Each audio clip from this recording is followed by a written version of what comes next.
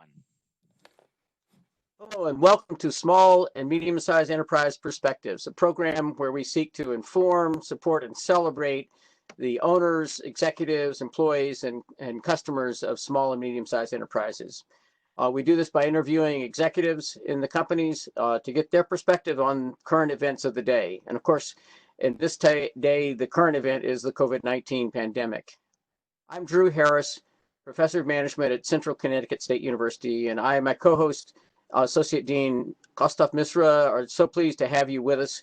And today we're delighted to have as our guest Ira Yellen, the president of Aging in Place Essential Toolkit. Ira, welcome. Thank you for being with us. Let's just start off, if you would, by giving us a quick description of your business and how you got into this, and an overview of what you're doing there. Excuse me. Well, I'll talk from the entrepreneurial side. I've had an advertising marketing firm for over 30 years, and during the course of that, I've been involved with healthcare industries. Around 10 years ago, we started having clients who were home care agencies. And as I got more involved with it, I recognized, this is around 5 years ago, that family caregivers, which are approximately 40 million unpaid family caregivers in the United States, they were pretty much left alone. In our whole healthcare system, the home care environment or caregiving is a stepchild of the whole healthcare system. And so as baby boomers are getting older and their parents are dying off, or they're still managing them as the people living in their 90s, I felt it was important to provide them information, be it a product, services, support, where they can come and share or gather information in a non-medical way in order to help them do some planning. Many of them I talked, I interviewed over 500 family caregivers, and we recognized that they didn't have anywhere to go because it's an industry that doesn't make a lot of money for the healthcare industry. And so the only place that really worked well, it used to be VNAs and stuff like that, but there were more and more people who were less in the hospital because of the way the laws have changed and the way to do it, that there was more caregiving going on in the home and more distance caregiving. And so people are on their own and dealing with loneliness. What do I do? How do I take care of mom who's in her 90s, which I had to do? So me came from a personal side. While my mother was in Florida, I was up here, and I had to go down there or manage her from a distance. And so I recognized I wasn't the only one, but I wanted to take my marketing skills and ability over the years to recognize, let's see if we can help out these families. And so we tried in the beginning various different financial models just to cover the costs, recognizing that we had to modify all the time along the way over the last 5 years of how to fund it and also help out the families. So great. So I know that you were very forward-looking. I think you were one of the first, if not the first, person in Connecticut who was doing this. It was like 10 years ago, if I recall right. And so how did you first see, being a forward-looking person, the COVID-19 pandemic arising, and what were the telltale signs, and what did you start doing both for your business but also for your clients? Well, there were several things I saw. Since the way we fund ourselves or raise revenues is that we provide a link between home care agencies, geriatric care managers, home remodelers, anyone who's in there has to do with stabilizing the home environment from a medical side, a physical side, or emotional side, or legal side. And so we were setting up these connections. And when the COVID came about, we saw a whole different change. It kind of switched where we had thousands of people on our site. It really dropped down. And I said, well, we need to put up information and support. But we also recognized everyone else was doing it too. And so during the last couple of months, we kind of put a pause. We still had our site running, we still have information going, but we wanted to go back and do research and saying the people who are funding and the connections we're doing to families, we realized families, a lot of them were in survival mode and caregiving. And what we saw with the home care agencies is that the caregivers are getting COVID-19 as long as the people they're taking care of. So that was in terms of professional side. In terms of families, was the isolation and loneliness. What am I going to do with someone to take care of it? So we kind of repositioned ourselves, went out and looked for the experts to deal with this. And so the communication, breaking through the noise, all my years of 45 years in business, I've never seen anything like it. It's that people are still pretty much in survival mode. They're thinking on day to day. And the thing that's changed very much, what we saw on our side, is that long-term planning, even short-term planning, is almost non-existent, and which is very difficult for caregiving. And so we're trying to find ways to saying, what can we provide that's going on? And this is just across the board among the whole industry. And so in many ways, I'm going back to being when you do startups, you have to go do startups over and over again. That's what we're doing. Good. So, so the pandemic has stimulated changes in government actions, logistics, and supply chain, and definitely customer behavior. What is the current state of your business, and how have you adapted to this new reality? Well, I'm going to be just honest, because people don't think that. Obviously, our revenue stream is pretty much been cut drastically because we were in the middle of actually having a pretty good year of coming out and repositioning ourselves. And so now we recognize we're more kind of a social enterprise.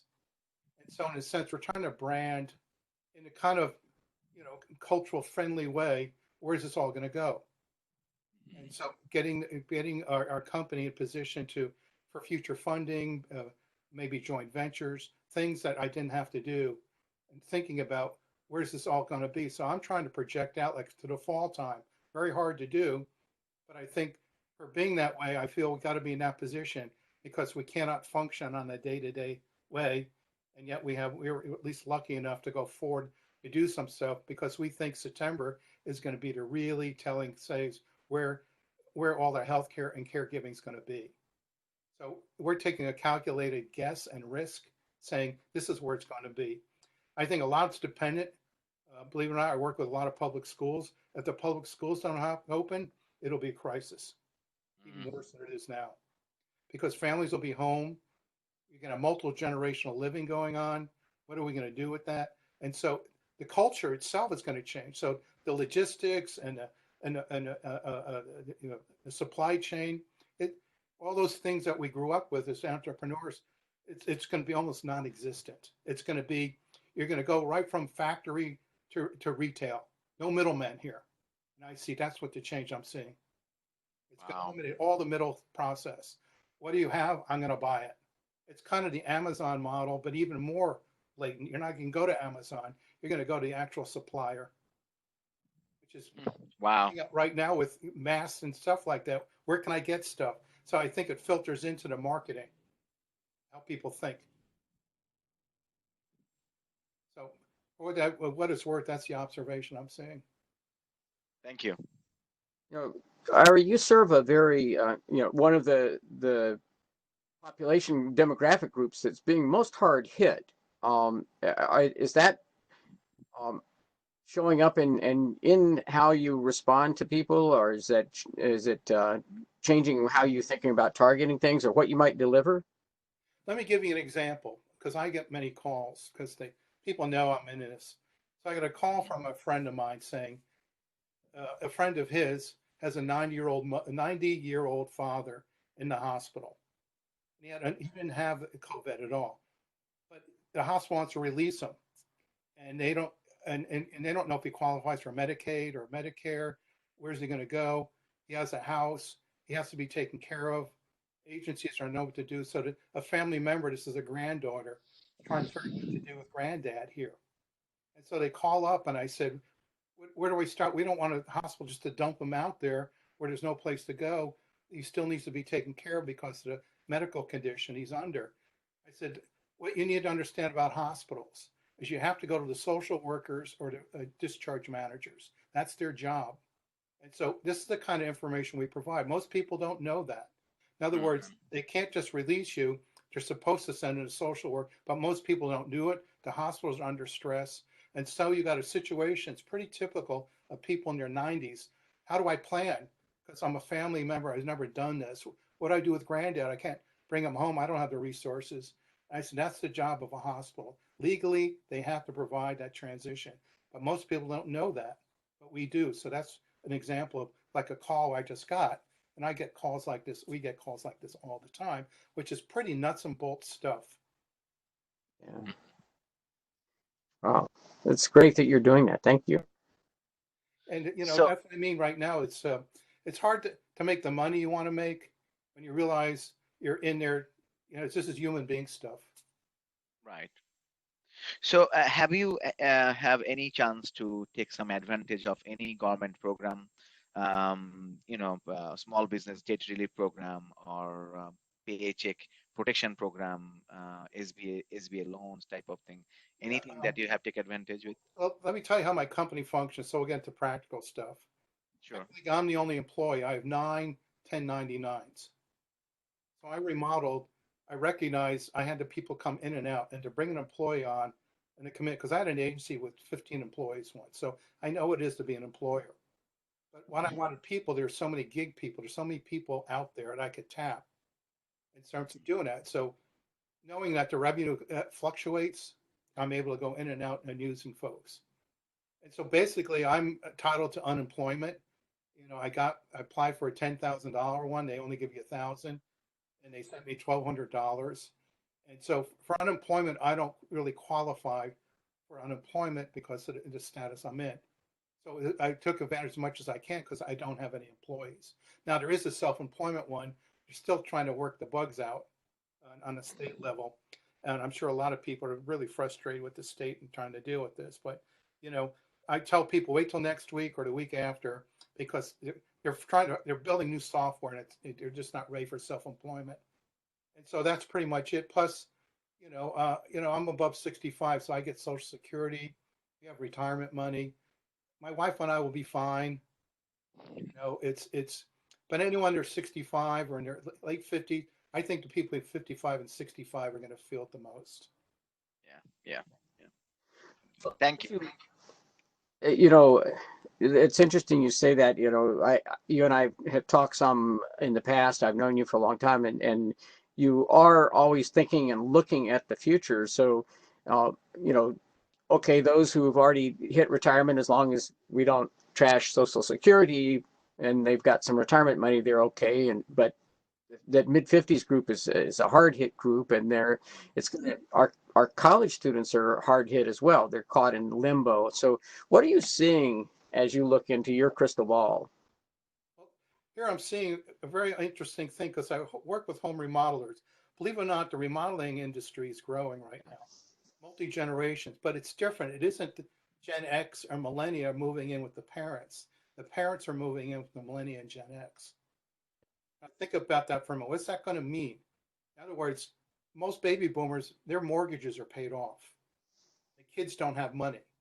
So it's actually taking the money from the selling of their house and then going in and modifying the homes, be it Gen X or millennia. This is completely the other way around.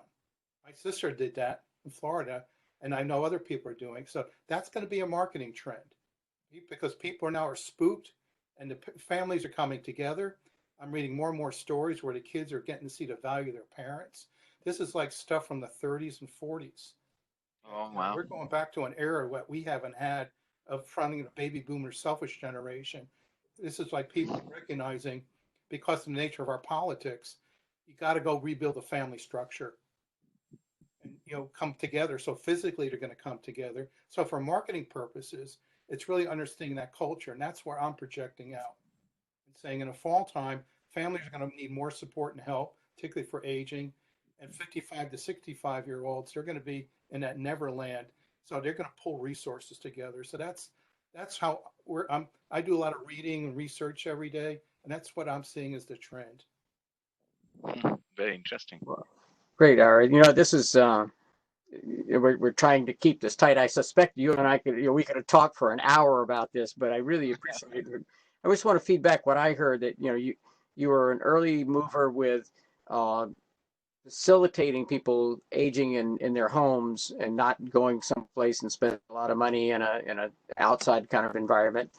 That's been disrupted because it's hard to get services now with the COVID. It's people are worried about their money. There's this challenge, but you see going out in the forward that reuniting of the classic family, but in the younger portion of the family's house by modifying it, by adding to it. I know I had one of my former students was involved with a group that was doing prefab, like ready, ADA ready things that you could just drop beside another house if you had a hookup for the water and sewer. So you're saying this shift is going to happen out of this. Is there anything else you want to add in that vision of the world that we're stepping into? Well, the baby boomers are going to be in their mid-70s, and accepting that the healthcare industry is going to be topsy-turvy and stressed on younger generations. I'm fortunate. I have a really good Medicare plan that's relatively reasonable. I mean, your state employees, I know there's people, this is going to create more of a gap, a disparity between people who have these accesses and people who don't. And the battle of the right and the left saying, we can't fund 100 million Americans. We have to find a way to do that because the resources and the stress on the younger generations is going to be unbelievable. That's why I think you're seeing baby boomer going in and saying, I don't think how my kids are going to survive this unless I pull resources to get them through these generation stuff. Now, it's not an absolute, but definitely seeing the trend. So I think it's behoove the baby boomers who are now the last surviving generation are going to have to switch their politics and so forth. I think you're seeing it now. I've been following the polling, and that there's more going towards a social enterprise, recognizing we're in this together no matter what comes out of Washington and the crazy politicians. And so I think you kind of put this all into play, and then it depends, there has to be new leaders. Unfortunately, they're not coming from Gen X and millennia that much. They're still waiting for mom and dad to help them. Wow. Anyway, so that's very nice. What it's worth. That's what I see. And the products and services are going to have to follow all of that. Thank you very, very much. This is wonderful. Do you have anything to add? I think this has been great, and like I said, we could talk for a long time, and we're trying to keep this in bites that are useful and quickly digestible. So we hope the readers are happy with what we've got, and if people want to follow up with us, I think Christoph is putting up the slide with our contact information. You can get a hold of Ira at IW Yellen at aginginplacetoolkit.com. You can see that at the bottom left hand of your screen. And of course, you've got Dr. Misra and my email address is on the right hand side.